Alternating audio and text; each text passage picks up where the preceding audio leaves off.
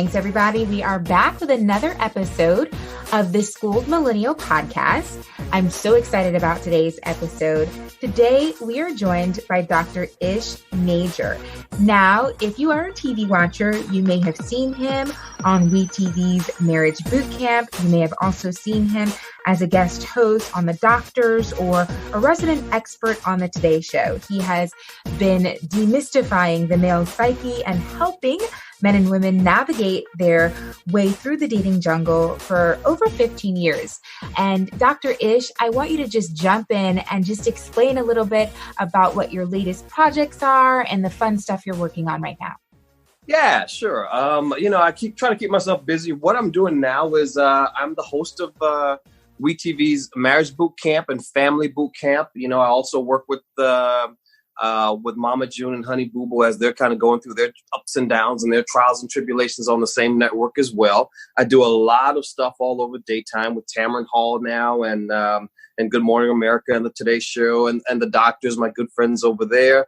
And when I'm not doing that stuff, I actually have 2 detox clinics for opiates down in the Southeast that, so I go back and forth. I'm all over the place these days, Nia.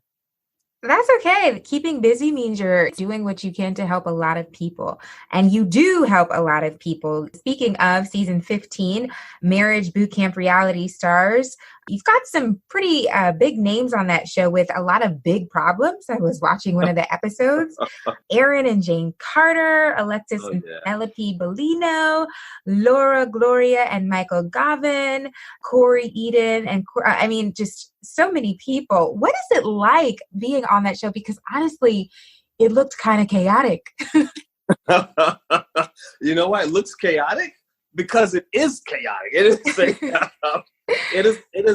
is a controlled train wreck. We try to control it as best we can, but it's, so like you said, huge personalities. You got Corey Feldman, who's been in the movies, for 30 years. You got Aaron Carter, who's a child star. Bigger brothers, Nick Carter, obviously, of the Backstreet Boys. Laura Govan, who was married to Gilbert Arenas for a while, and all of those shenanigans that, that went on while they were. And then you got basketball, right? Yeah, basketball-wise. Yeah, exactly. Yeah. And so then you got Alexis Bellino. So it's big personalities, big problems, a much bigger spotlight, bigger money that they have access, that gives you bigger access to some of those things that are great in life, but then a lot of those things that are not so great.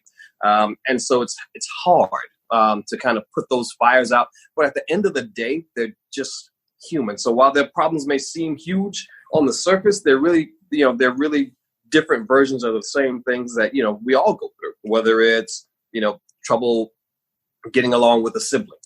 Because there's been some sibling rivalry or some hurt feelings there. It's, trouble connecting with a parent, like with Laura, she got molested when she was a kid and her dad didn't believe saw that. And it was so painful to watch her trying to explain that to her dad. And he just did not believe her.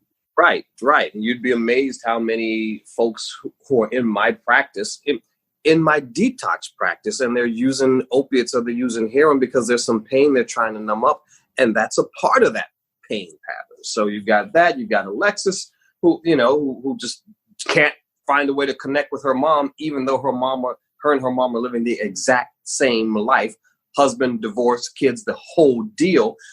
So it's difficult. But once you boil it down to a cellular level, they're just humans going through human problems, and you just kind of break it apart for them. But the tough part for these folks is breaking through that extra layer of fluff. Because they've been out there and they've got these misgivings about TV shows. They got these misgivings about who's here to help and who's not. So the first few days, our job is just to let them know that, hey, you can trust us. You can trust the process. We're here to help you. We're not here to make you look bad. We're not here to make you do anything that's going to be outside of yourself, outside of your character. And once they figure that part out, then we can really actually get to work and do some really good therapy. Yes, and that you do.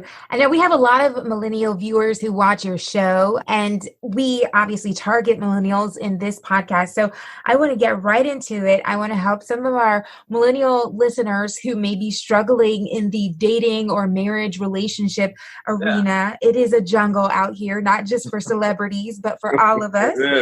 And as one of America's top psychiatrists, you have probably come across a number of people and couples with different obstacles. In your opinion, though, what is one of the most prevalent dating obstacles single millennials and young adults face in today's dating environment? And what's your advice to your clients who fall into that category? I think a lot of the things that the millennials are facing these days are just an overwhelming number of choices and options, right? Like right, swipe left. I don't like what this person DM me. I can be, let me see who else is DMing, or let me see the other 10 people I can DM right now in the next 10 minutes before I get off this lunch, right? There's a seemingly, and I underscore seemingly, overwhelming number of options and choices, but is it really? Right? What kind of connections are you really making? Because the connections are super superficial. You may have, as opposed to the 10 connections I had when I was in college, now they've got 100, but how deep are those connections, right? They're extremely superficial and they're extremely surfacey. So I think the thing for the millennials to understand, and for everybody to understand, really is, if you can't be honest with yourself, you're not going to be able to be honest with that partner or that potential partner. And so the sooner you can get to your needs and wants. Hey, this is what I'm looking for. This is what I really need and want out of this thing in order to be happy.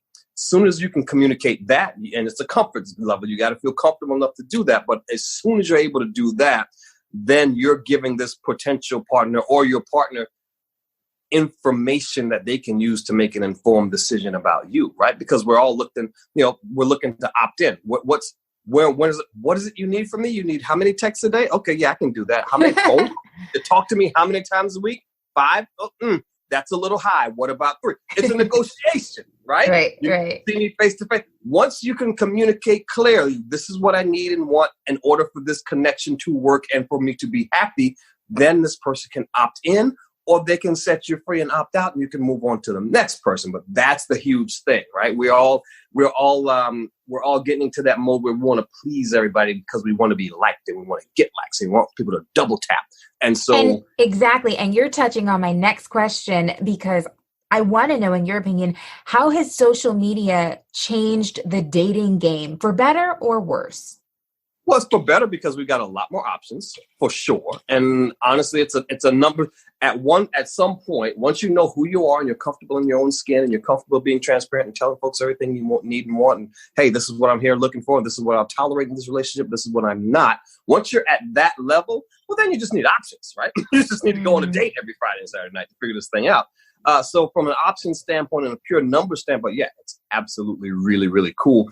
From the level of, I can get out here and be this pretend person for the next month or two, not so great, right? We can all show up and live this pretend life for a very long time, right? And I can pick 5 highlight pictures and show you my highlight reel. Is that what my life is really like? You know what I mean? And those pictures were from 2 years ago. I don't really look like that anymore.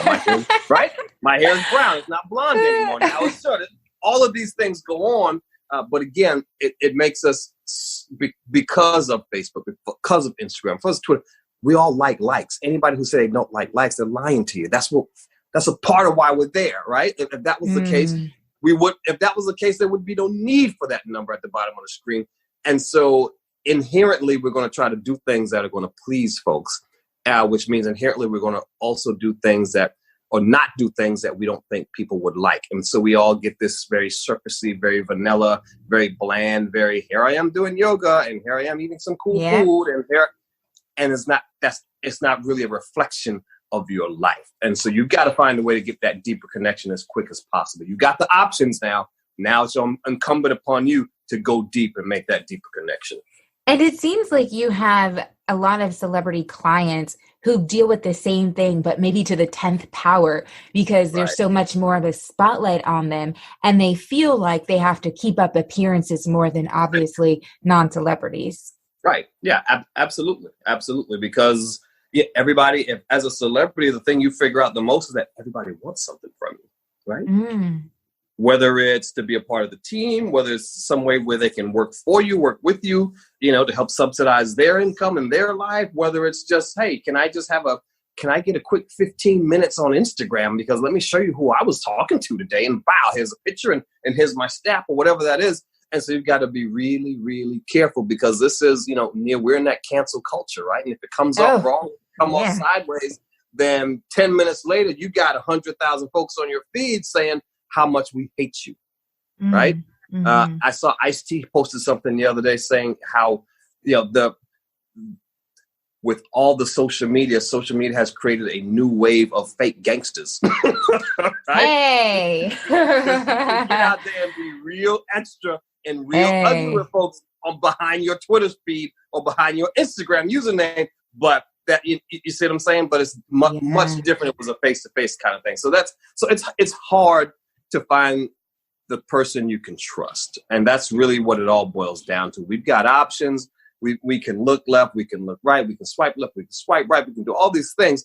But do you really find somebody who you can trust to be yourself with? And you can trust that not only can you share your truth, but you can trust them to not break that confidence and not, you misuse that truth in a way that would hurt you. That's the huge thing. So speaking of that, we've got a question from one of our listeners. And honestly, everything you said, it just makes dating sound incredibly exhausting. I'm so happy I'm married. I got married last year. I've been with my husband for almost 6 years in February, and I can't even imagine what it's like. And I'm a millennial. I'm a millennial. Exactly. And I feel so terrible for my friends because they really do try. They really do try to no avail. So one of our listeners, she has a question and she wants to know, what tips can you give for people who want to stay in the dating game, but just are too exhausted to do it? Okay, so this is going to be counterintuitive. If you want to stay in the dating game, but you're too exhausted to be there, that means the dating game, as you are currently playing it, isn't working for you, right? So I'm going to be your coach, and I'm going to pull you out of the game. Hey, you had a couple turnovers, you missed that key free throw. Let's go ahead and pull you out. Let me talk to you on the side, right? There's something you're doing that's not working. Right. What is that? What is that thing? People always say, well, I got a bad picker. No, you don't. You don't have a bad picker. We attract who we are, not what we want. So now we got to do some self-work, right? And we got to look at what it is you're really here for. A big thing is we all have this idea before we get married that there's something this relationship is supposed to be. I'm supposed to be a certain type of person. It's bad if I just want to have casual sex, right? That's not good. That makes me not a great, cool human. So I need to go into it with these false assumptions. People are just scared to say what they want. Do you want somebody just to go to the movies with on a Friday? Perfect. Tell them that. Do you want somebody to hang out with and possibly hook up with on a Friday? Perfect. Tell them that. Do you just want a booty call? Perfect. Tell them that. Do you want a relationship that's going to lead to us exclusively dating in 6 months and possibly being engaged in a year and a half and then possibly married 3 years after that? Fine. Tell them that. There is nothing you're going to say, male or female, that is going to scare the person who is there for you away. You're going to be surprised if it's that person for you, how they're going to be. You're going to share your truth as twisted as you may think it is in your head, and they're going to say, oh, thank God, I'm looking for the exact same thing. Yeah. And it's so true. It's so true. And I can say, now you got to connect. Exactly. And when you find that person, you'll realize that that relationship is different than all your past relationships, especially when you can be honest with yourself and you'll realize that, love is not supposed to hurt. This is not supposed to be so stressful. Not supposed to be difficult. It's supposed to be fun. Yes. So here's another question. Speaking of honesty from another listener, when I meet someone I really like, how honest should I be? How do I set the right boundaries so I don't come off as too eager? Well, I don't think there's any such thing as being too eager, right? I mean, or let's use the proper term. You can't be too thirsty, because if they weren't eager and they weren't thirsty, they wouldn't be there either, right? So you're both there for the same thing. So stop fronting trying to see who cares less and who can get hurt less if you don't get exactly what you want. The special thing about that first date is your curiosity. Hey, I am excited to be here. I am curious about you. I want to ask a ton of questions. And matter of fact, I want the enjoyment and the satisfaction of your relationship is directly proportional to the amount of yourself you can share. And if Woo. you're showing up and you can share tons of yourself, I don't count that as being eager. I count that as you being excited and happy to be there. And that's what people want. People want that energy. We want that same energy. And I'm going to give you that same energy back. If you share that energy and that energy didn't come back to you, well, you're sitting at the wrong table, right? God bless you. God bless you for coming out. Enjoy these drinks. This is my half of the tab. I hope you have a good evening. I'm going to grab that Uber and I'm going to see somebody else because this isn't happening. And so the quicker you can find that out, then the quicker you can say the magic dating word, which is next, and move on and save yourself the headache of even trying to think about it and figure out for the next 3 weeks. Be done with it. Right. Sounds like your advice is to take the pressure off of it. Take the pressure off. What's the right? Because what's the pressure really? I like this person. They look so great on paper. I really, really want them to like me. So I'm going to come in here and not be myself. Right. And then when they find out the real you in 3 weeks or 3 months, it all falls apart anyway. I would rather and decide tonight as opposed to let's just play the waiting game and you slowly figure out who I really am over the next 3 to 6 months. And then it falls apart. We're just wasting each other's time now. Okay. Now this one is for my single friends, millennial friends who want to get married, male and female. So research is showing that fewer millennials are getting married. A number of factors can account for this, including economic conditions, but some people just don't view marriage the same way our parents did and don't believe, it's necessary to have a healthy love life. But then there are those, and I know a lot of them, who do want to tie the knot, but seem to keep facing the same hurdles over and over. So what is your advice as to how they can take an honest assessment of their lives and figure out what's blocking them from walking down the aisle? I think the hardest question to ask as you're looking for that potential life partner, first of all, what you said is true. Most millennials really aren't getting married at that high of a rate. And there's a very good reason for that. There's a multifactorial reason. But I think the hardest question to ask as you're really honestly looking for that life partner is, and you go through your list, right? Your list of must-haves and would be nice to haves. Or would be nice if they were 6'3" and look like Denzel. It would be nice if they had, $150K in the bank. It would be all of these things, right? You go through this list of, your perfect man, your perfect woman, your perfect pronoun, whatever that is for you. But then you got to ask yourself, okay, when I find this person, what would they want to do with me? Would I date me? Right? Mm-hmm. Because if they're coming with all of this, what are you bringing to the table? Oh. And right? Everybody says dating is 50-50. No, dating's not 50-50. Dating is 100-100. I need you to be 100% grown man, 100% grown woman with all of your stuff together as humanly possible when you come to the table. And a lot of folks are really shorting out the process when they get there because they'll find this perfect man. They'll find this perfect woman. They're everything you wanted for, but you're not in a position to accept it. If you're going to make the ask, you got to make sure you're ready to receive it. And if you're feeling unworthy, not that your value isn't on the same level, then you're going to subconsciously do things to self-sabotage it. You're just not going to feel comfortable in that situation. So make sure your game is together. Make sure your one thing is great. And then you get out there and you find it, because now it's going to be a match. Now it's going to be equally yoked, as the Bible used to say. And now you're going to feel comfortable moving forward. But a lot of things is we want to put it on the partner. Well, it's them. No, it's not them at all. It's all us. It's always us. It's always you. Look in the mirror, figure out what's going on with you, and then get out there and be comfortable where you are. But so many of us are just not comfortable in our own skin with who we are, with what we have to offer.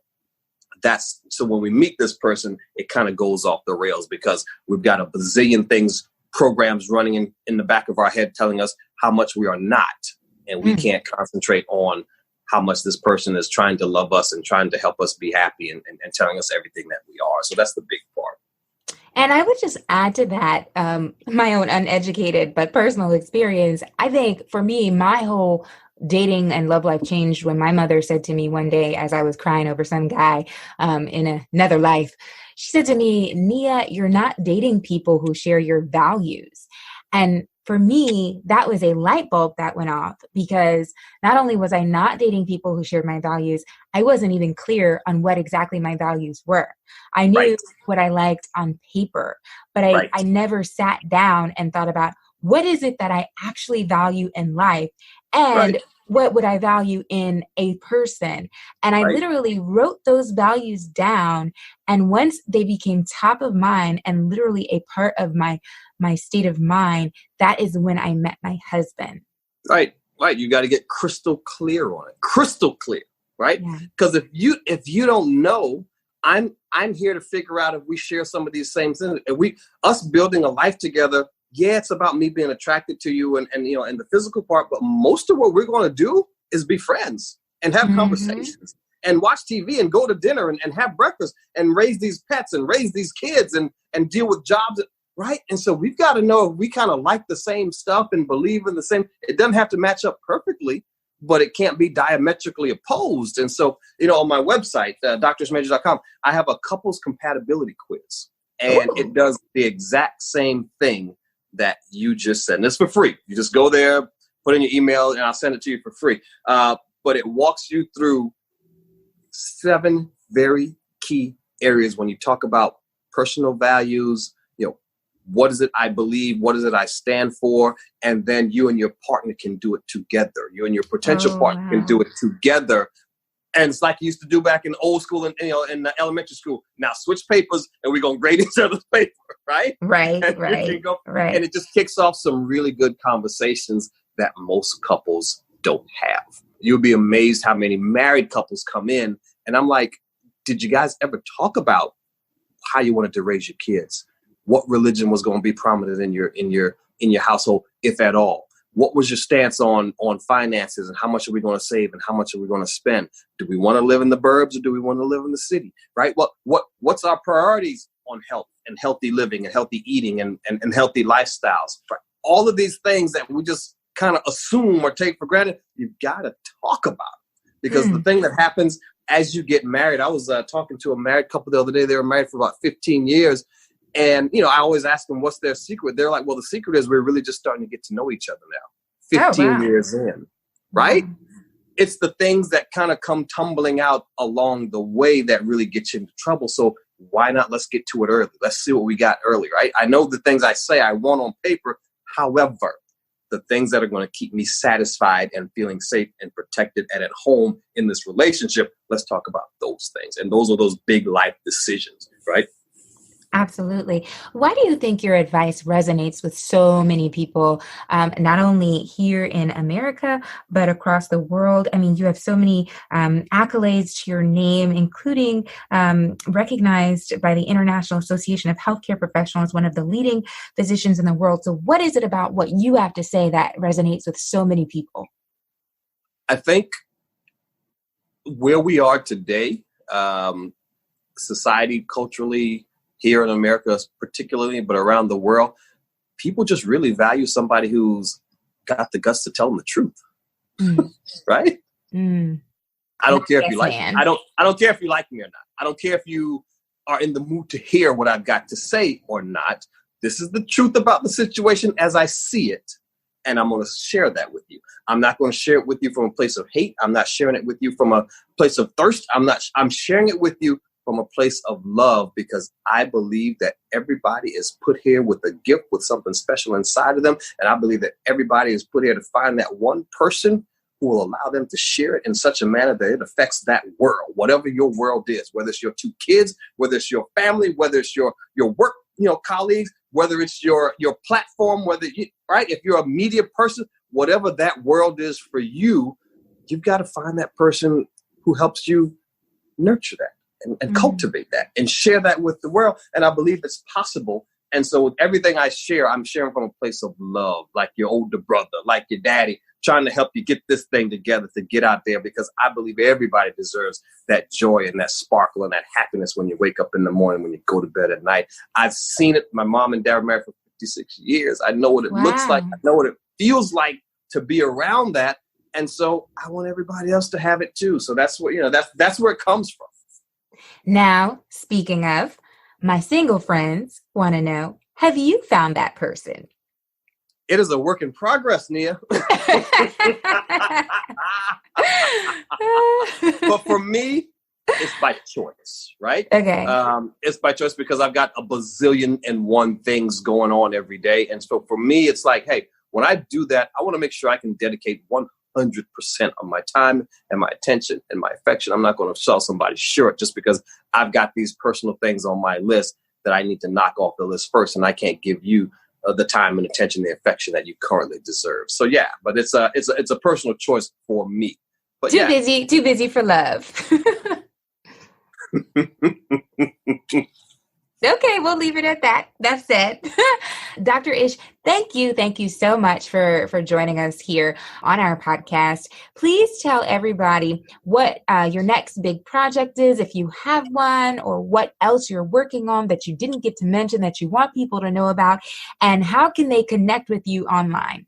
Yeah, absolutely. Go to my website, drishmajor.com. Like I said, got a ton of free stuff we're giving away there. Behind Your Love of Your Life in 3 dates or less. Did you know that every guy knows if he's falling in love with you or not by the end of the third date? Facts. My husband knew on the first. That's what I'm saying. We know on the first, we have confirmation and are willing to share it with you on the third. So that's a cool thing that you can sign up and get that for free. You can get my couples compatibility quiz for free when you go to the website. Obviously, follow me on the gram, Dr. Ish Major, Dr_ISH_MAJOR there, and also on Twitter, same username, Facebook, same username. The big thing coming up is, so we're finishing out this season, we're right in the middle of it with Aaron Carter and Corey Feldman Family Boot Camp and Laura Govan. So that will wrap up the end of December, and then right after that, we're going right into another couples romantic marriage boot camp, hip hop all-star edition. And oh my goodness!